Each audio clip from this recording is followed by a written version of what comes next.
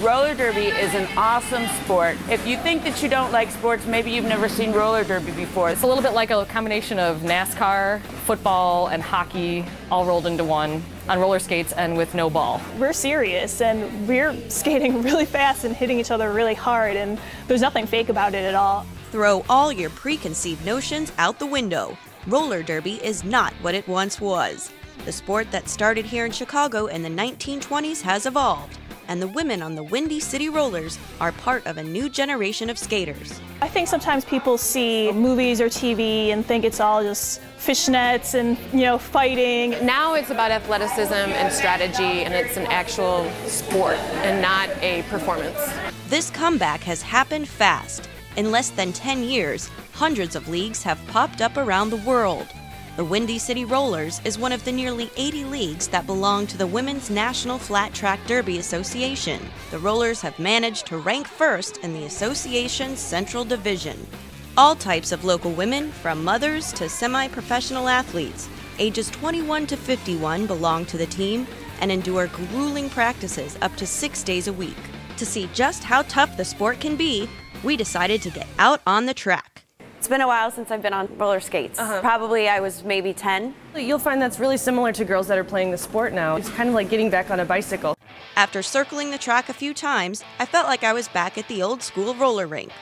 Ruth and Asia explains the whole point is to move people around so your jammer can get through the pack to score a point, and to prevent the opposing jammer from getting through.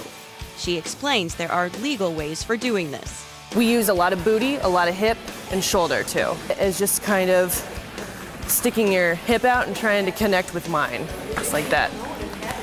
Yep. Our shoulders are really effective too. The really pointy shoulders really hurt. We get lots of bruises up and down here too. Okay, so it's kind of like you do the dip? Right, you can dip for sure, or you can just poke straight into somebody.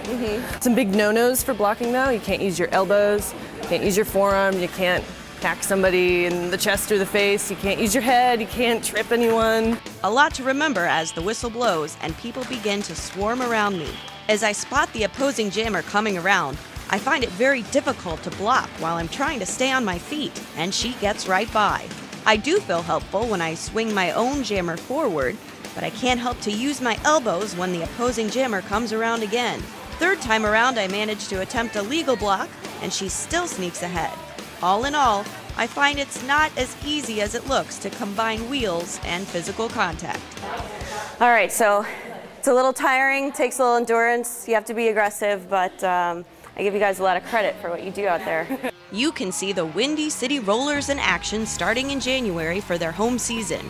They say whether skating is your thing or not, when you come to see a bout at the UIC Pavilion, you won't be disappointed. I think it's a really interesting, unique time right now too, because it is kind of the beginnings of something that I think is starting to get really big. Once you go and you see that there's a lot of action, it's very competitive, and it's really easy to get behind the teams and a certain player. Everybody should come out and at least try it.